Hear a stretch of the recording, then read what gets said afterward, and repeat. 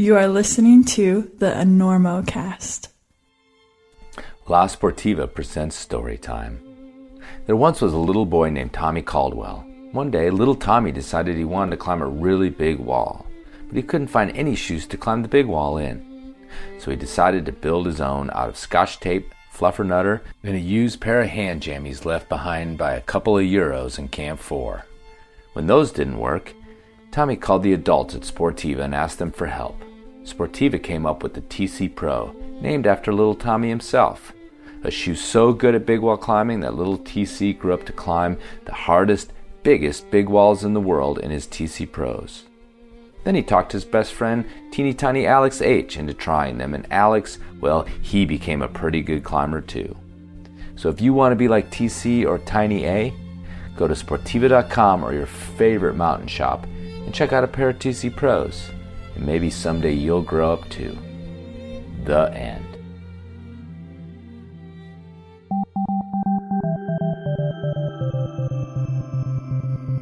Welcome to our newest sponsor, Boulder Denim. Now I like high-tech climbing duds as much as the next guy. Star Trek-like materials, the accents on all the right bulges and curves, and boy, who doesn't feel pretty neat in a pair of bright yellow trousers? But the truth is that once you leave the crag and are amongst the lowland peoples again, you can feel a bit out of place in your sleek mountain togs. That's where Boulder Denim comes in. These guys want you to be able to go from the crag or gym to the cafe to the slightly upscale but not, annoyingly posh bar without a hitch. Their climbing jeans sport a modern look and design with stretch performance, water and stain resistance, and other refinements just for climbers.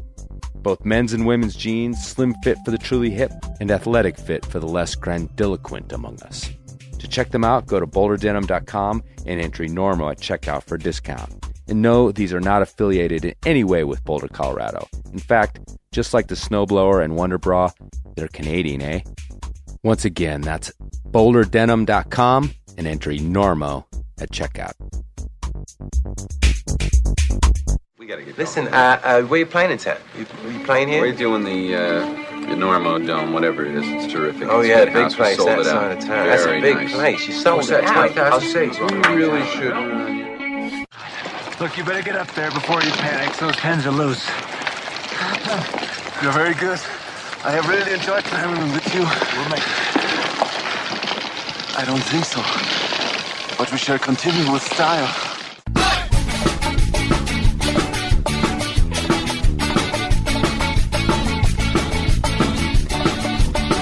Good weather, bad weather.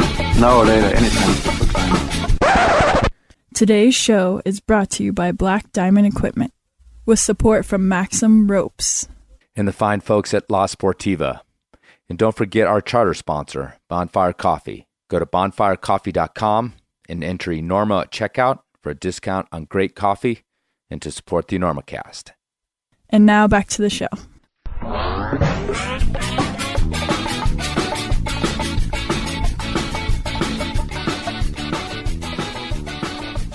Hello and welcome to the Enormo Cast. This is your host, Chris Calusa. It is September 10th, about 9 o'clock here in Colorado, and this is episode 136 of the Enormo Cast, a conversation with Shelma Jun of FlashFoxy.com, the Never Not Collective, and just an independent climber person as well. Today, I just want to preview this one by talking about what Shelma has going on at the Never Not Collective. It's her and three other women, Julie Ellison, Leslie Hittmeyer, and Colette McInerney, and they are a production and media team dedicated to promoting women's media. And they're going to start with a Kickstarter that they started, a couple weeks ago. It got funded in about 35 minutes, actually, to do a full-length feature film on the women of climbing called Pretty Strong. And even though it got funded, I'd recommend you go check that out, the Pretty Strong Kickstarter.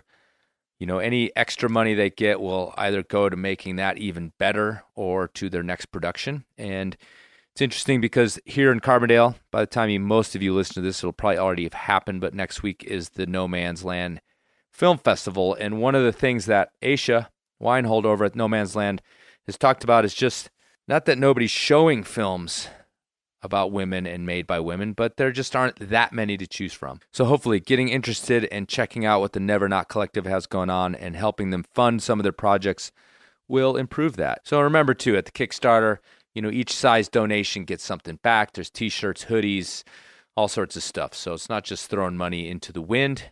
And, of course, we're going to get a great climbing film out of it as well. So check that out. Never Not Collective, the pretty strong Kickstarter. So on to the interview with Shelma. I mean, I didn't really know too much about her other than some folks had recommended that I talk to her, and she was happy to sit down. We recorded this one next to the river in Lander, the Popo Aggie, and there's a little bit of river noise and tweeting birds in the background, plus, as usual, some engines running. But we got a good recording out of it. Actually, it's kind of nice. And, of course, with Shelma, we talked about feminist issues. She is the creator and ongoing director of women's climbing festivals, as well as flashfoxy.com, which is an online space for women, blog, forum. It's also the place where you can find out about the Women's Climbing Festival and other events that they're doing.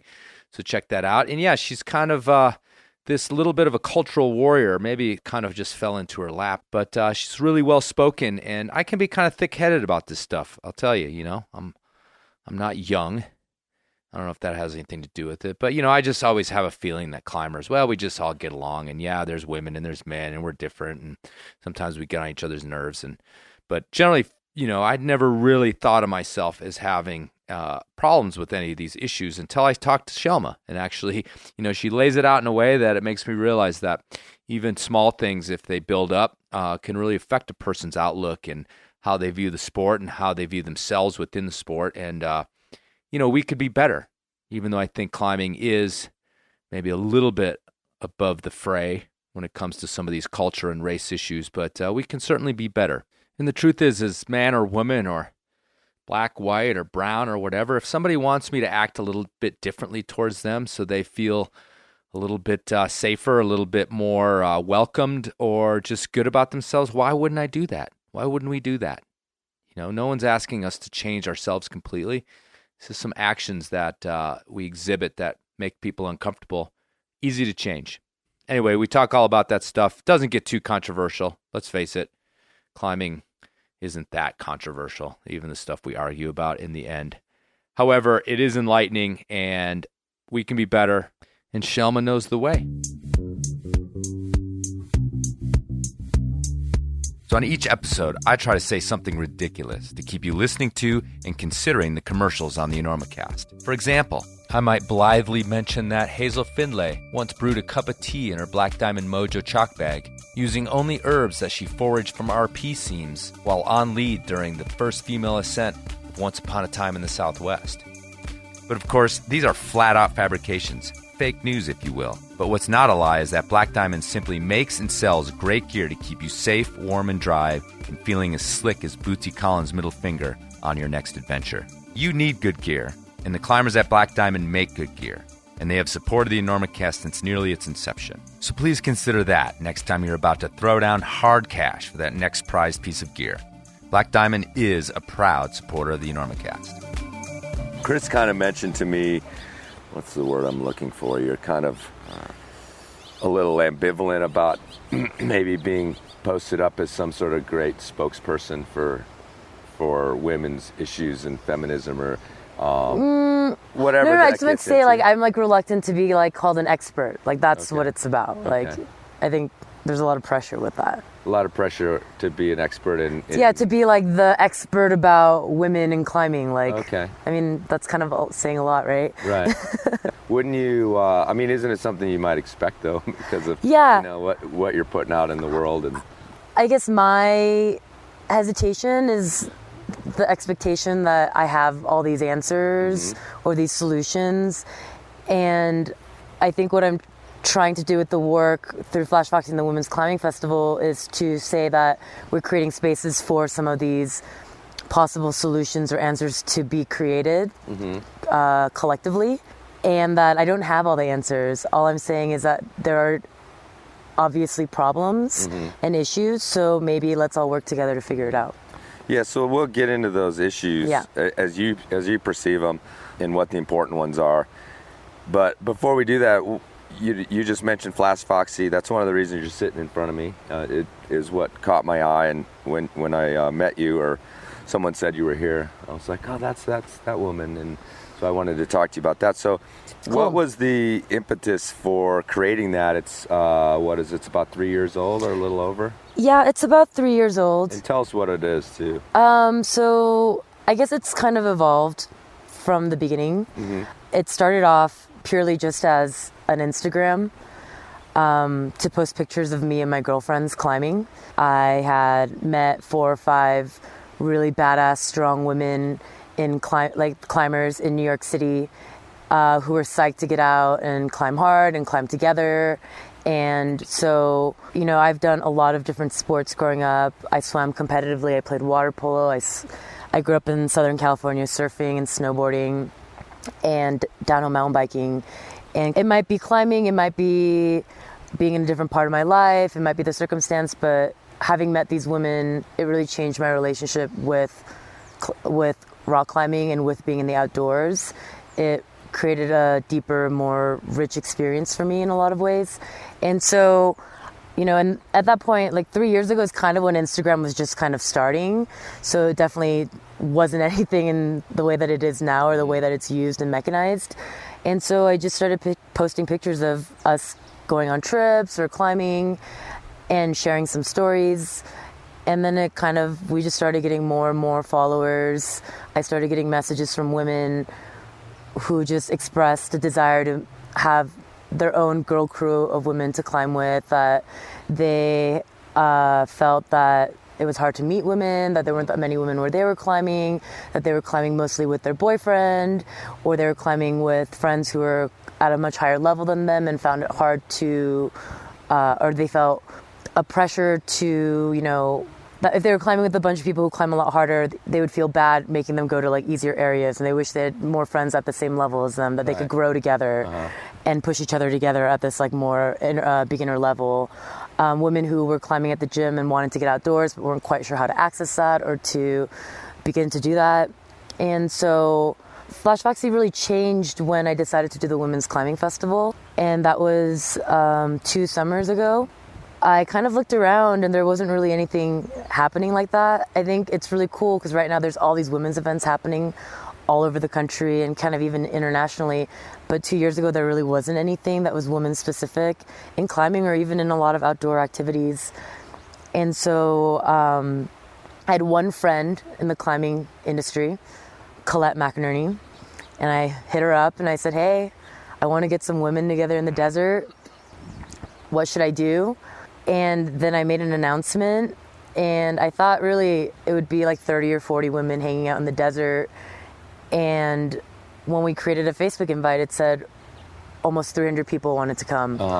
And that was kind of a moment. That was kind of a moment of realization. Absolutely. That sounds kind of logistically whoa, difficult. This is a thing now. It's, right. To plan something for a couple hundred people is a completely different animal than planning something for 30 people. And at that time, I was working full-time at a community-based development nonprofit in New York.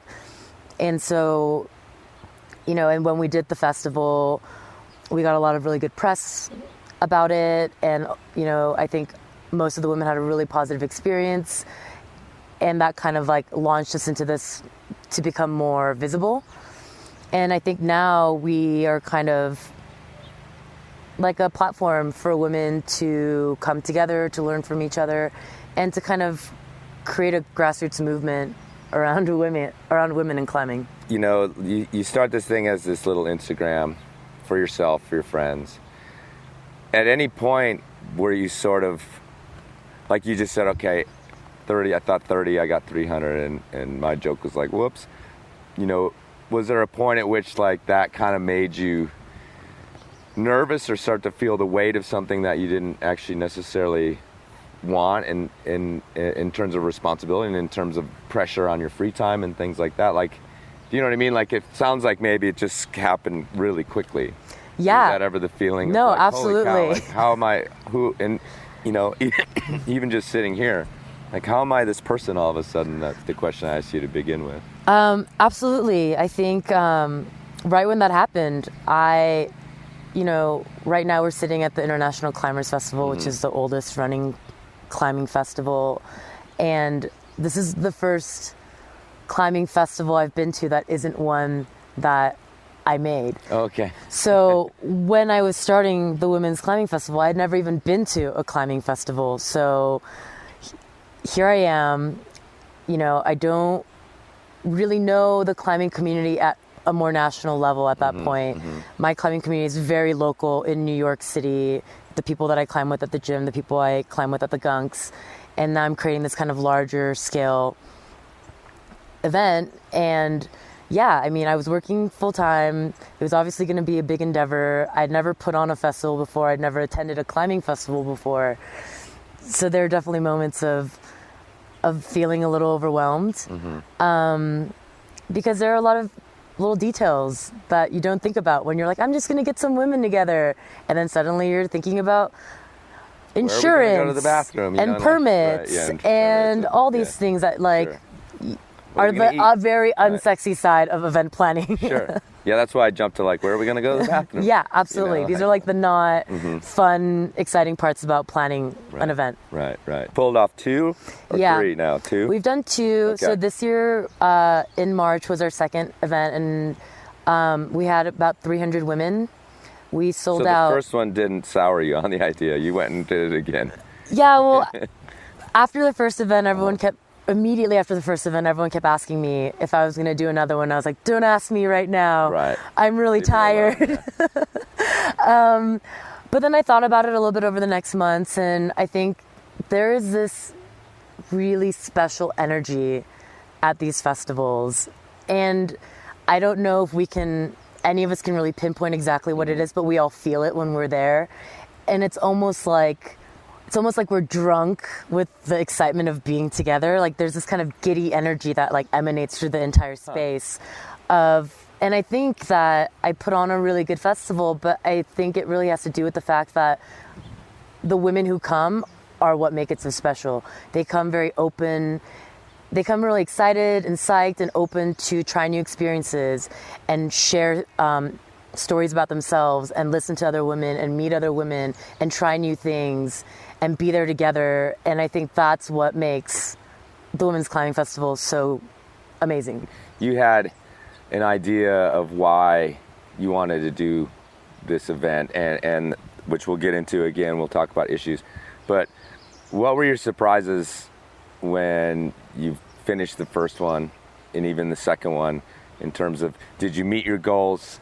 Did you go beyond them? Did you fall short anywhere? When I realized how big it was going to be, that was obviously one of the first surprises. I think the support from women has been really amazing. When I announced the first Women's Climbing Festival, I had so many women reaching out to me saying, oh, I have a contact at this brand or at this magazine or this, and let me know if there's any way that I can help.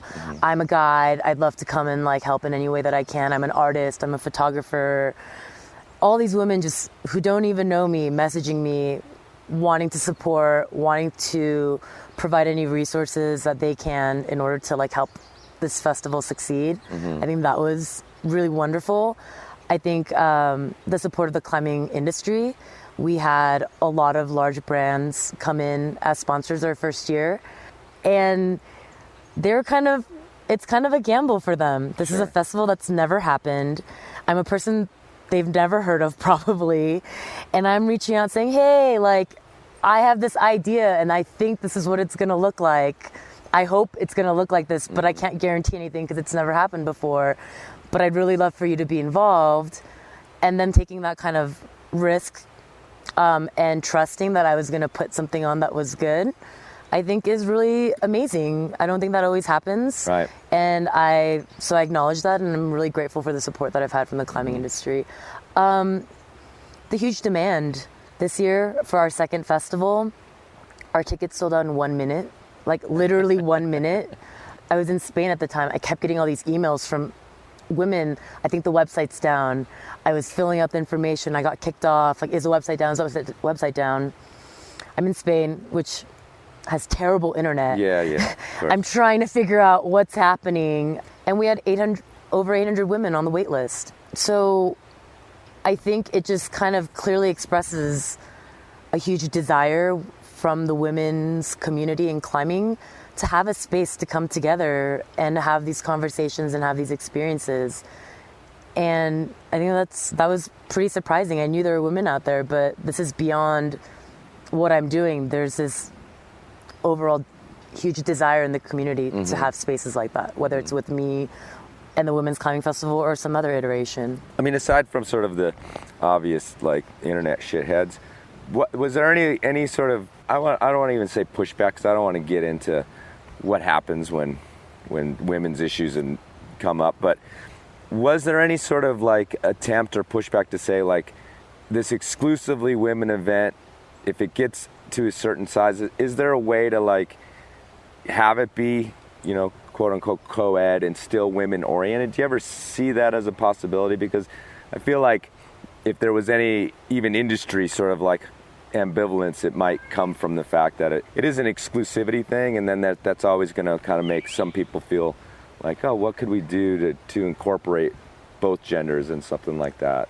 I don't know if it's even possible, because what you're talking about is that space and that energy and everything else. And yeah, because when I think about that, I'm like, well, gosh, I would like to be somehow involved in it, but my involvement in a way, like, you know, throws water on the fire, so to speak. Yeah. But at the same time, I'm sort of jealous, because I'm like, oh, it does sound really great. You know what I mean?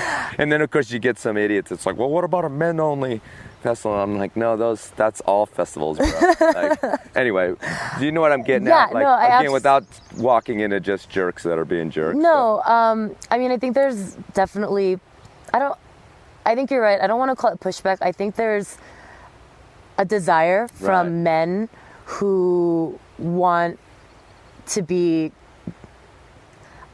supporters. How do we support? Right. I guess that's really how do my we, question. you know, be part of it, right? That, yeah. And so, I mean, first of all, in terms of a festival, I feel like there are already co-ed festivals kind of happening all over the country. Right. Like the one we're at right now, which is amazing. So I don't know if a festival, I would necessarily do one that was co-ed.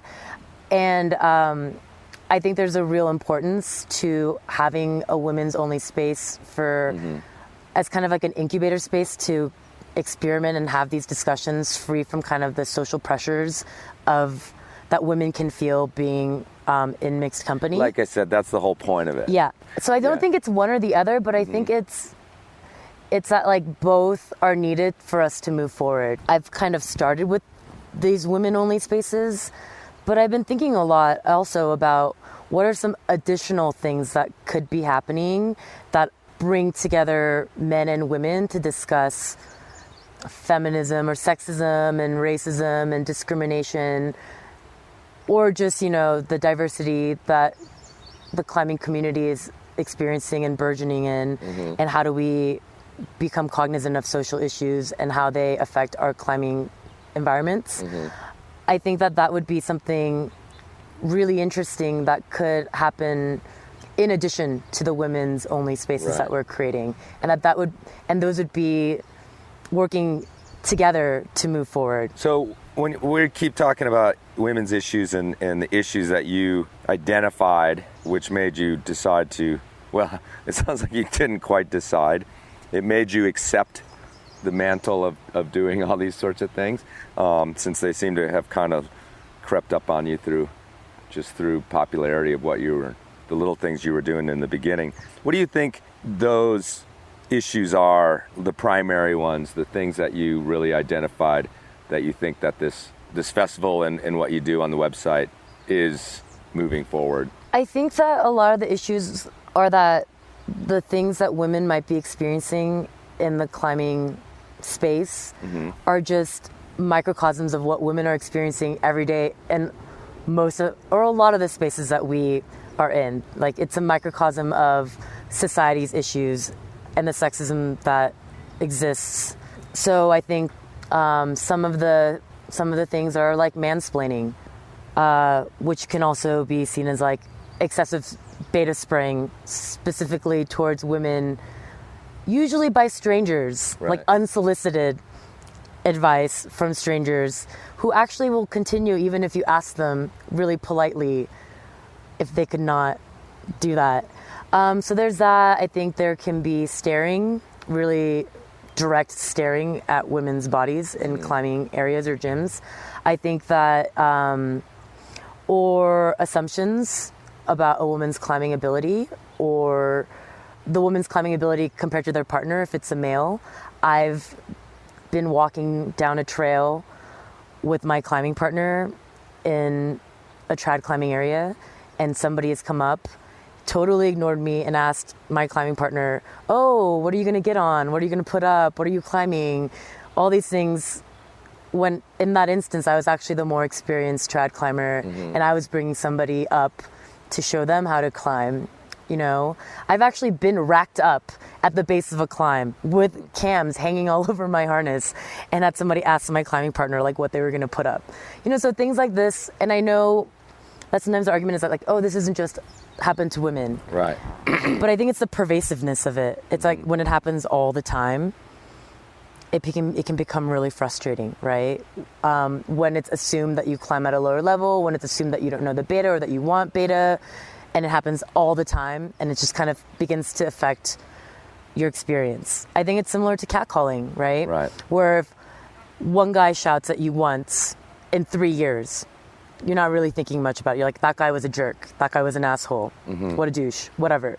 But when it happens all the time, and you start after thinking about what am I going to wear today, is it going to elicit some sort of, harassment? I have to wear headphones and pretend I'm listening to music so I can pretend that I didn't hear somebody so they don't get angry if you don't respond. When it starts to affect your daily life in that way, it becomes a problem, right?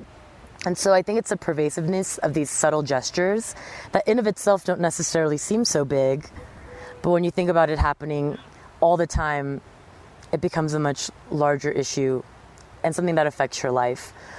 I think even within just beyond just climbing, there's, like imposter syndrome for women who are in male-dominated occupations. So, for example, female guides. Right. I think there's only 8% of AMGA guides. I don't know the number exactly, so don't fillet me if the number is wrong. No, I mean, there's not that many.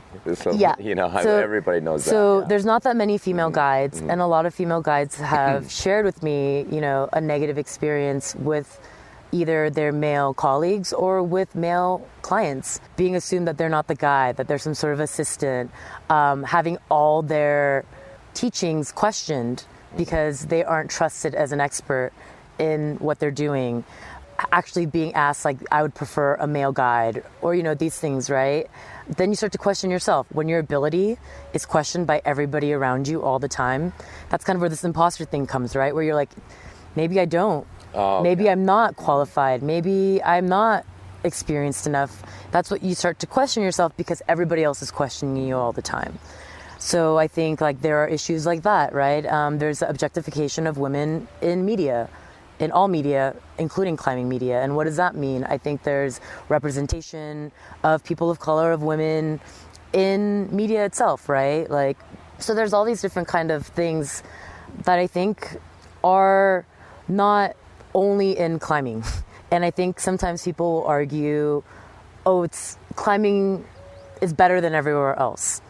But I think we can set the bar a little bit higher than that. Sure. We can say, yeah, climbing is better than this sport or a workplace environment or a bar. But should that be our measure of how well we're doing as a community to make it comfortable for everybody who's part of our community? Like, I think that as climbers, we are a really special group, and we do have a really wonderful community that supports people. And I think genuinely that if people recognize that there are people in our community that feel uncomfortable, that they would want to remedy that, they would want to fix that they would want to do better, because that's kind of what I imagine, or that's what I think of our community as climbers. And you said that you were a surfer, or are, in snowboarding. You were sort of in music. You were a DJ, correct? No, I co-hosted a radio show. Oh, okay, cool. So you're in music, and you certainly saw these kind of issues. I mean, I can for sure saw them, especially in the other adventure sports that you did. What do you think it is about climbing, or maybe about the place you were in your life when this started, that made you take up the cause, as it were, now versus maybe in a different time or a different sport. Just personally, are you now like older, ready to be that person? Maybe you weren't ready before. Those kind of things. What do you think made it happen this time? This is a pretty big conversation, so I'll try to sum it up as quickly as I can or as succinctly as I can. There are these stereotypes about women and women's relationships with each other, that we're catty, that we're competitive, and that we're oversensitive, that we overreact. And because of that, I think these kinds of stereotypes about other women were reinforced into my mindset as a woman growing up, so that you felt like you always had to prove yourself to men, and that all these other women were competition to you trying to prove yourself to men and to be accepted. And so I think my relationship with women, because of that, could be more negative at points in time growing up. When I was surfing, when I was snowboarding, I was a self-identified tomboy, and there, everyone talks about the token girl. Like, there was this feeling that there could only be within the group of cool guys, or guys, they don't even have to be cool, they could be not cool. There could only be like one girl who was cool enough to hang with the boys that wasn't like other women, the way women are stereotyped, that wasn't too catty or too, that wasn't too sensitive. Right. And so you felt this competition with other women. And what I didn't realize at that time is by saying, I'm not like these other women, I was reinforcing that women are actually that way. Right, which is not the case, right? By saying, oh, I'm not like other women, I'm better than that, you're actually saying women are like that, which isn't the case, right? And you're reinforcing those ideas. And you're doing this kind of all obviously unknowingly. You're like 20 years old, you're just like trying to figure out yourself and your life. And from my early 20s to kind of where I am now, I'm 34 years old, I've met a lot of female mentors who've really shifted the way that I think about these things and the way I think about women and gender dynamics in our society. And so I'm in a better place because of that. Also, I live in New York City, and I spent 5 years working in community-based work around in nonprofit work. I have a master's in urban planning, so that's kind of my background. And kind of working and organizing in marginalized communities has also given me a lot of experience around organizing people who feel marginalized or neglected or discriminated against, and has given me more tools to have these conversations than I would have been able to when I was younger. You grew up in SoCal. I did. And then moved to, you live in Brooklyn or you live in New York somewhere? I do.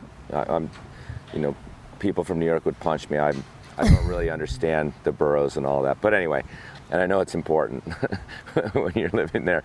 But do you think that, like you just mentioned, working for this nonprofit, in other ways, do you think that urban setting made this something that was more obvious, more prevalent? Because I just feel like you land in a very diverse community when you're in a city. And thinking of my own life and kind of the limited amount of people that I even interact with in a day, because I was living in a small town and all that sort of thing. When you started talking about these things, these issues, these things you see all around you every day, I just kind of started thinking like, yeah, my experience, I've seen them, but I'm probably not as maybe bombarded by them, and therefore they're a little bit out of my mind. Does that feel like something that maybe was an impetus just being in this urban setting, or was it really similar for you, your life in Southern California growing up? I mean, I think I've always been lucky to live in areas where it's pretty diverse, and I think that is probably why I notice more quickly if I'm in an area that isn't diverse, if I'm in a surrounding where maybe I'm the only person of color in the entire room. And so I think that that's definitely part of it. We create our ideas about what is wrong and what is right. It's easiest to base it on your own personal experiences, right? So when your experiences tend to be so different from what maybe I'm talking about, it can be hard to take that leap and take a moment to step outside of your own body and think about how someone else's experience in something that's been so positive for you and inspiring and empowering could be kind of negative for somebody. It almost feels like a personal shot because you're like, I've based my life on this experience that has been so empowering and so impactful and so powerful, and now you're saying it's flawed. Like, that can feel really personal, right? And I think you just tend to be able to run into people with more varied experiences in a place like New York. Right. You're going to meet people all the time who don't have the same experience as you, who have completely different circumstances than you and backgrounds. And that gives you the, I think, more exposure to allowing yourself to think beyond your own personal experience than you might otherwise. Right. And the thing in my own experience is that, I don't climb in a gym very much. We don't have a gym. We have a little gym, but it's just you and your friends there, And so this idea of what you're talking about, like with strangers and interacting, and it just, again, it makes me think about how, like, when I think about these issues, I'm actually one of those persons. I'm like, well, yeah, but I mean, isn't it just people interacting sometimes, and where does the gender fall in? But while you're talking again, I realize that, I think the gym is a place where a lot of those little micro things, those things happen, and I don't really see it. Because at the cliff, unless it's just packed, I mean, there's just a spread out nature to how much you're even interacting with other people. Absolutely. So yeah, I mean, it's interesting to talk to you because it's changing my perspective in that sense, because I can picture it now. I can see, in a cramped space, lots of different people in there every day, that these things do build up on you. It's not just the one time. Or I do totally, on the bigger picture, understand that model, that stereotype, that thing of the guy being the leader and the guy being the person who's the better climber. These sort of assumptions that you're talking about coming around. Yeah, and I think something that kind of gets lost sometimes in the conversation is that we're all complicit in it. I'm not saying only men are complicit in these ways that we act around each other, or these assumptions that are created about each other. I think we're all complicit in it because gender is a social construct, and the way we think about gender and the way we act around gender is based on society, and we're all part of society. We all grew up in the same or similar society. So when I talk about kind of even these misconceptions I had about women, I was part of that problem too, and I'm continuing to try to think about what assumptions am I making about women or men, and how do I break those down in my personal life. And I think that it's something that we're all working towards. We're talking about women's issues. Are there issues that men face because of the way our society thinks about things? Absolutely. I think, there's a lot of conversations around young boys and the kind of negative effect it can have that, they're expected to not show emotion and man up and, be tough. I'm sure that has a negative impact on a lot of men, when they grow up, to have had that kind of hard expectation of being masculine enough, right? Mm-hmm. That you have to be a man, you have to be a man's man or whatever. I don't know. That's not my experience, but I've heard that from several other people that are men. I think there are these social constructs that are negative towards men and women and anybody else who's, gender neutral. And this is all part of this larger conversation. But as I said, that the male experience isn't mine. It'd be really awesome if there was a guy who is out there talking about these kind of negative experiences that they're feeling, these social pressures, and trying to change that too. That would be rad. That's kind of the same thing with the men's festival quip that you gave. Right. I've had men be like, oh, when's the men's festival? And I'm kind of like, hey, if you feel like some need to create a men's only festival because you need that space to have these discussions about something that needs to happen like that because there are these problems that you're experiencing, you should go do it. But I'm not going to put that on. Right. Yeah. you don't have to I don't really feel like I'm qualified right. or beholden to do that. Go yeah, to your festival that you made. So I think that there is this larger conversation, but because people hear me only talk about the women's issues, they feel excluded maybe out of the conversation, or it's hard for them to relate. Mm-hmm. So now in your personal life, as we've just spent quite a bit of time, and you said you're not an expert in the beginning, but you obviously, have some expert opinions. and you have experience now. I mean, you've been doing this for a few years, and you've been a woman your whole life. So you have these experiences. What about like a balance in your own life where you're gonna walk away from this very serious conversation that we're having and go out and have fun climbing? Because a lot of times I think not just men but other women think that sometimes these women like you, that for whom these issues are in the forefront, are constantly out there on alert and ready to sort of attack or take people down, or when everybody's just interacting in a natural way. I mean, how do you feel about that? Are you able to find this balance where you're, or do you get people who know who you are and know what you do interacting with you, like maybe in a standoffish way? And I'm saying like anybody who's, vocal about if it was political or if it was, that sort of thing. Do you kind of know what I'm getting at or not? Yeah, no. I mean, I don't spend my time at the Crag seeking people to have arguments with. Right. And I will say that most of the people who very vocally disagree with what I'm doing has only ever spoken to me through the internet. Via the internet. Imagine that. Nobody has ever come up to me and been like, hey, I really disagree with what you're doing. Mm-hmm. Can we have a conversation about it? I would love it if somebody did come up and say that to me, because I think these conversations are really complex and nuanced and really challenging to have on the internet, because it should be a discussion. It should be something that's evolving. We should be sharing our thoughts with each other, which is then informing us, like what we're doing right now. Right. Talking with you is informing me. What you're hearing from me is informing you. But on the internet, everything feels really definitive. Mm-hmm. Once you write it down on a comment, you feel, there's this almost idea like that person said this thing. This now defines that person. Even instead of it being like, hey, I'm having this conversation and this is where I'm starting, but maybe I'll change my mind. Like you and I could start talking, I could say something, and you could be like, well, I don't think that, and you would give me a really good explanation, and I might be like, oh, right, I think you're right. I take that back. Uh-huh. And that happens really naturally in a conversation, and you don't even think anything of it.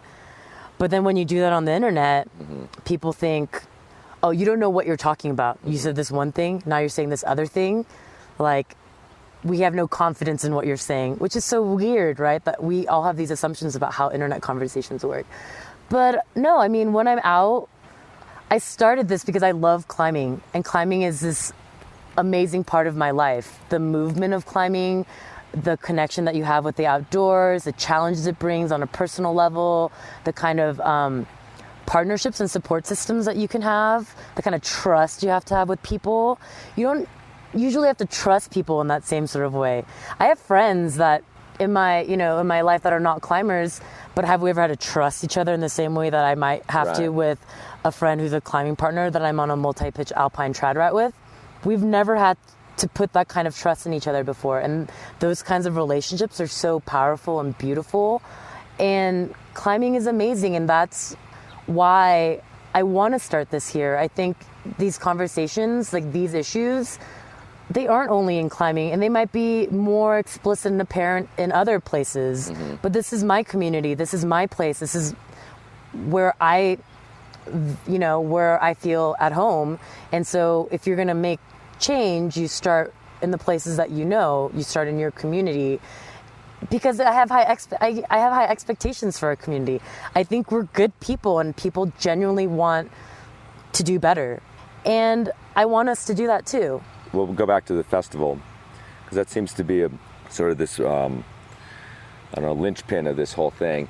What would someone expect going to that? What are we talking about here? Because it's about to get bigger again, I'm sure. So we're expanding. We have a second location in Chattanooga this November. I'm really, really excited. Well, the festival is a lot of different things. First of all, it's for anybody at any level. We have women who've never climbed outside. We had a woman who's never climbed outside come by herself, which I think is so brave. Right. To come to a festival where you know no one, to do something you've never tried before. Like, I don't know if I would be that brave to be that way. So we have women who've never climbed outside before, all the way to women who are veterans who've been climbing for 15, 20 30 years. We have a huge range in age. We have this young girl, Ginger, who's 7 or 8. She's come to both festivals. And we have women in their 50s who are also coming to the festival. So it's really intergenerational, which is really beautiful. But I think what you're going to get when you come to the festival is you're going to meet women and be able to share your experiences. And you're going to be able to have discussions about things that you might not be able to have in other spaces. We do a panel with different women. This year, for example, we had Flannery Shea-Nimero, who's like a female setter. There's not a lot of women who are setting. We had Kate Rutherford, who does a lot of alpine first, female ascents, which is also very rare. We had, a woman named Bethany Lebowitz who runs Brown Girls Climb, which is talking about promoting more diversity within climbing and celebrating that. So we create a space where women can ask basically whatever they want. Right. And they don't have to feel a fear of judgment from somebody else who might not be able to relate to what they're experiencing. Also, you're going to gain confidence because all our clinics are taught by female guides and female athletes. So every one of our clinics and workshops are taught by a female guide, female athlete, or a female facilitator, which kind of reinforces that women can be the experts, that we can be the decision makers. I had amazing male mentors, but I found myself earlier in my climbing to be deferring to my male partners in decisions when we're out climbing, and then realizing why am I doing that? I'm actually the more experienced person in this dynamic, right? And then when you're kind of out with 2 women, you kind of can't, if you're scared, you can't kind of give the cop out of oh, do you want to take this? You're like, well, here we are. We just kind of have to figure it out. Because you've been questioned about your ability to then be in an experience where, oh yeah, I do know this. I am qualified. I do have the skills to be able to do it. It's like a big confidence boost, right? So I think that's really important. And then you also learn about stewardship and the importance of being a responsible climber. We work with the Access Fund to do a stewardship day in Bishop, and we also this year we raised $2,000 for the Access Fund, and the Access Fund is generously earmarks that money for projects in Bishop. So kind of the money that we raise is going directly back into the places that we're impacting, which I think is really important to think about. And for a lot of new women climbers or a lot of new climbers to be able to realize we're here making an impact, and then we're going to turn around and fix trails or clean trash and offset the impact that we're making. I think that's a really strong message that we're also trying to send. Is this a job for you now, full time? Climbing related stuff is my full-time job now. So I do run these festivals, and then I also freelance write for a couple outdoor publications. And then the biggest, most exciting thing that's happened is that I recently, earlier this year, started this new production company called Never Not Collective with 3 other women of the outdoors. It's me, Colette McInerney, who's a longtime climber and videographer, Julie Ellison, who was the former editor-in-chief of Climbing Magazine, and Leslie Hittmeyer, who worked for Teton Gravity Research. The 4 of us came together to create this new production company to tell really great stories of the outdoors. And it's not just stories about women, it's stories about anybody, but kind of like some of these other areas like guiding or setting that we've talked about, media creation tends to be male dominated. Most directors and filmmakers tend to be men, not just in the climbing, but overall. I think the New York Times did an article where they said only 1% of Hollywood directors are female. And so I think what we're saying is that it's not that we're going to make better stories, but they're probably going to maybe be a little bit different than what you're seeing, because our perspective as 4 women, we might notice something different. We might want to tell a different story. Something might be more important to us. So maybe the story that you're going to get is just going to be different, not better, but a unique perspective perhaps, right? And the second hope is that I think women want to get into media and they feel like maybe they're not sure how to get into it, and cross their fingers, hopefully we become successful enough that we have more work than the 4 of us can handle, to provide a space where women can come to learn and experience and gain more knowledge around media making, which would be really cool.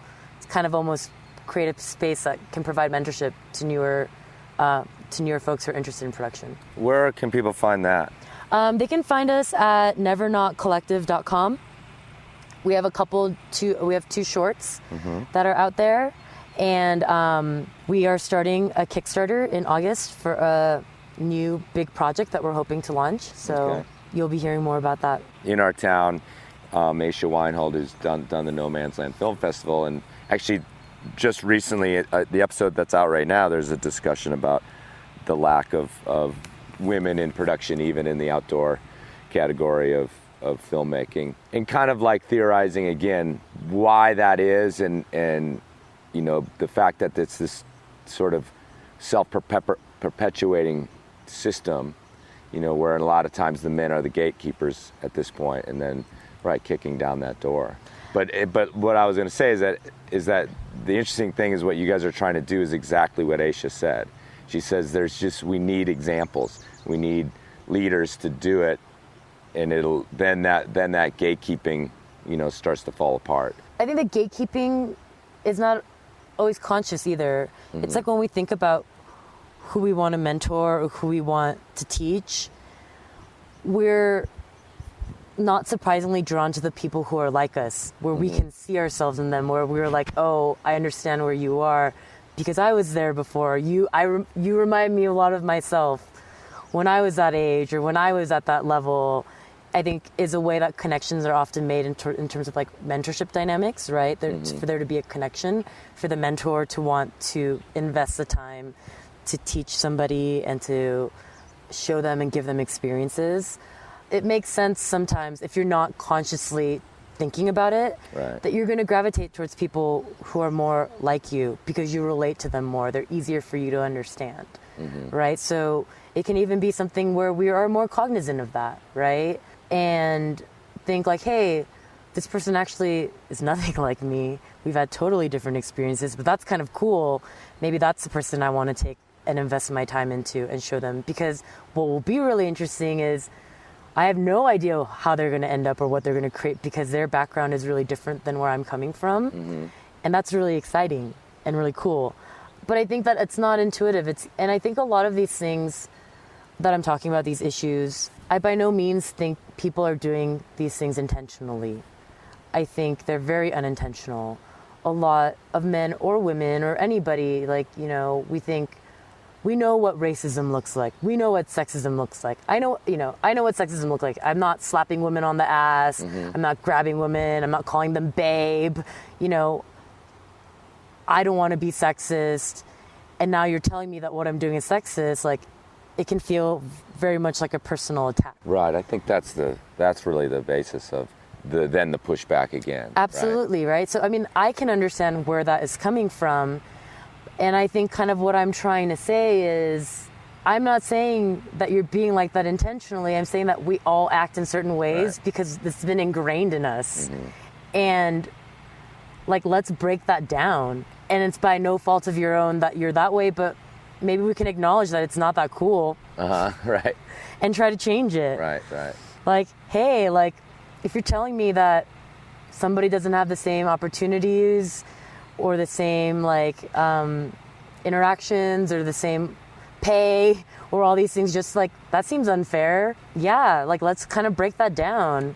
Right, and do something about it. Do something about it. I think there's this feeling that we're pointing fingers. And what I'm really trying to say is, whether it's your fault, whether it's not your fault, there's this shitty dynamic that exists, and let's change it. I just want to ask a question about you as a climber. Sometimes I like to ask, like, what kind of climber are you?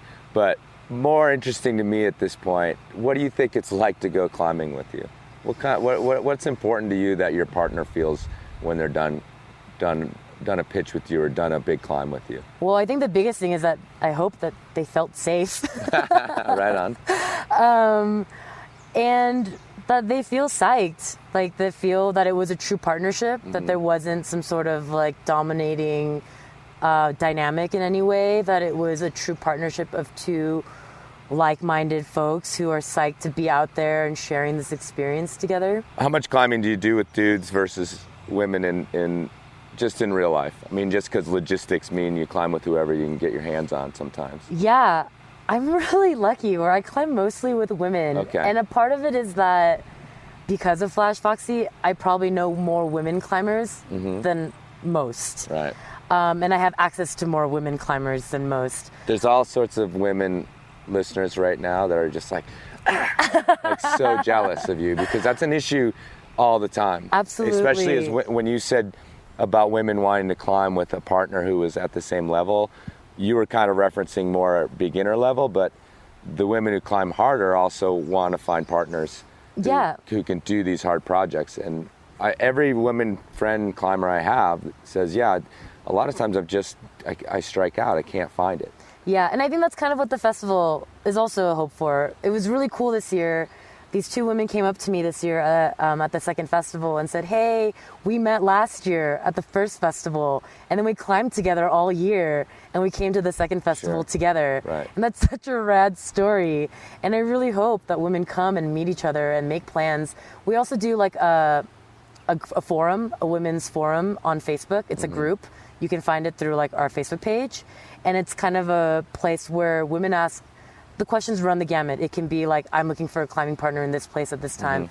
I'm looking for a sports bra that fits women's lats, like climbers' lats, because every other one is like cutting off the circulation to my arms. Do you have a recommendation for a climbing pant? Or like, I experienced this negative thing. Has anybody else experienced this thing? Or like this was so unpleasant. A place to kind of just even rant a little bit if you've had like a really negative experience. So, yeah, I hope more women can find each other, because I think the experience with women is positive for everybody. Like, if there's more women climbing, I think everyone is going to benefit. It's just going to be a better experience for all climbers. And that's really exciting to kind of see the future happening, because more and more women are climbing. And that's really, really exciting. Well, awesome. Thanks for sitting down. Thanks, Chris. I hope these various small motors running in the background haven't jacked it up too much. But anyhow, I think we probably got a good sound. So thanks a lot for sitting down. Thanks for having me. I definitely sort of did the cold call, just got in your face like, hey, will you come on my podcast, which I don't always like to do.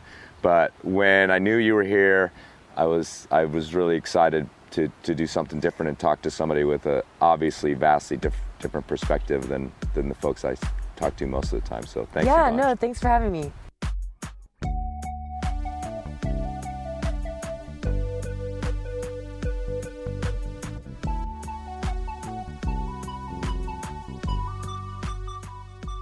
All right, folks, thanks for listening, and thanks to Shelma Jun for sitting down. She's very nice to do that. What a great time talking to her. I learned a lot speaking with her, and I think I've maybe made some progress doing that interview. Also, the sound of her voice is amazing. Like, it was great to record something with so much depth to it. I don't know. I just really enjoyed listening to it. Is that weird? I'm an audio guy. Okay, so follow what she's up to. Never Not Collective at nevernotcollective.com, as well as flashfoxy.com. You can find out about the Women's Climbing Festival there. There is one in Chattanooga in November this year, and there's also another one in Bishop next March. So go check those out at flashfoxy.com if you're interested in that sort of thing. And I think that the Never Not Collective has a lot of potential to really create something new in the climbing world, or at least move it sort of to a different place. I joked that the Kickstarter got funded in 35 minutes. It wasn't quite that quick, but it was very quick, which I think shows that there's a hunger out there for a little bit different media. Women are a bigger and bigger part of the sport, and I don't know if parts of the industry have caught up with that yet. And hopefully this Never Not Collective or these kind of organizations just foster a little more diversity in the media landscape out there. You know what? Grunting, shirtless white dudes is getting a little old. It actually got old a long time ago. I don't know what we've been waiting for. Hold on while I put my shirt back on. And of course, instead of grunting, I just yell, "Climb!" Ooh, haven't done that in a while. All right, the heat is starting to finally let up here in Colorado. Are we in September? Does September even exist anymore? I think September is sort of a casualty of climate change at this point. However, it is getting a little cooler, and everyone knows fall is the climbing season of choice. So get out there, have some fun, but keep on it. Watch yourselves out there, folks. And of course, check your knot.